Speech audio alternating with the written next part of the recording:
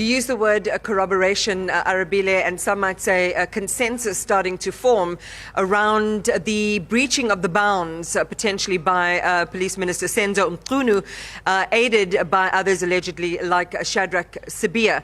And we want to go back in this conversation to two themes, Arabile, for our viewers who are very interested in what we might hear at the Madlanga Commission of Inquiry today, as KZN DPP Elaine Harrison prepares to give her evidence, is on the evidence that has already been presented and the picture that's starting to emerge.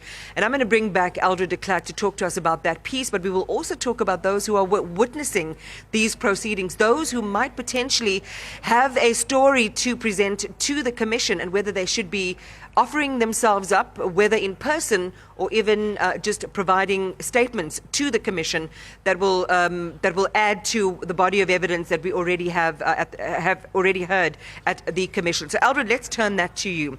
What we've heard, we've talked about WhatsApps that have been exchanged. This is what Lieutenant General Mkhwanazi presented to us.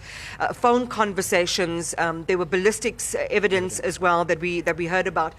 Talk to us about the strength of that, because this is the backbone that the Commission is being built on, and the fact that it still needs to be corroborated. Well, Iman, on the basis of evidence, the fact that what's evident is that people are watching, because one of the comments they were making is that we have our colors coordinated again today, much like we had yesterday.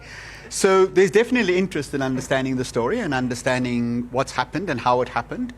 We also got to remember that as far as evidence is concerned, the Commission is not having to prove anything beyond reasonable doubt. They just need to show that there's reasonable doubt that what witnesses have come and corroborated seems credible, that it's the likely story, that that's likely what the course of events of what might have occurred.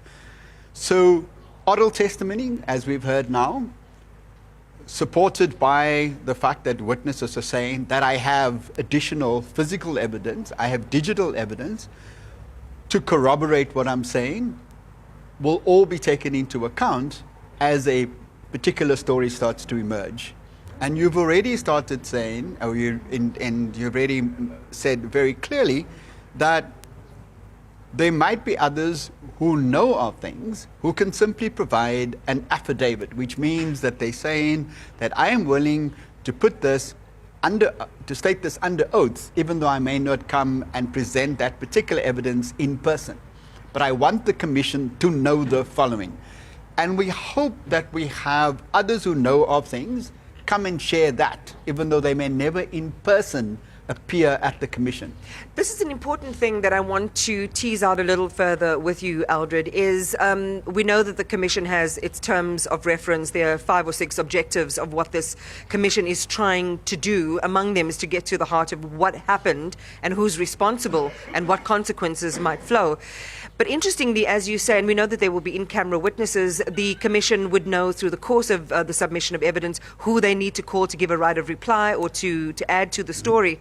But there might be others beyond that who could volunteer. Is that what you're saying? Absolutely. We also need to appreciate that the scope of the Commission is not necessarily to prove a particular case. They're looking at the institutional and systemic failures and so-called political interference of the South African Police Service and the criminal justice system. They are trying to test the allegation that it is compromised, it's complicit, and that it's collapsing. So all of the anecdotal evidence or the specific case-related evidence is simply examples of a bigger malaise that the Commission actually have to start getting a handle on and start saying that there needs to not be reforms in certain areas, but there may have to be wholesale transformation in others. The first days of this Commission, I recall people like yourselves and others reiterating the message that this is an opportunity for a reset, some of the reforms that you're talking about to take hold, or to be proposed and promulgated and enacted. Because let us not forget, one of the things Lieutenant General Mkhwanazi said at the very beginning, which caused a great deal of consternation, was around the risk of total collapse in our justice system. We cannot have that. Absolutely. Our criminal justice system has always been, well, not always, for the last 10 to 15 years, has been under strain. we've seen, and others of us ourselves have spoken to this, a hollowing out of our vital institutions of state. We've seen it in our parastatals, we now see it in our public service department, we've seen it in our hospitals, we've seen it in the education sphere. And that's alarming. We've also seen fiscal constraints impact the delivery of such essential services like policing and education and health.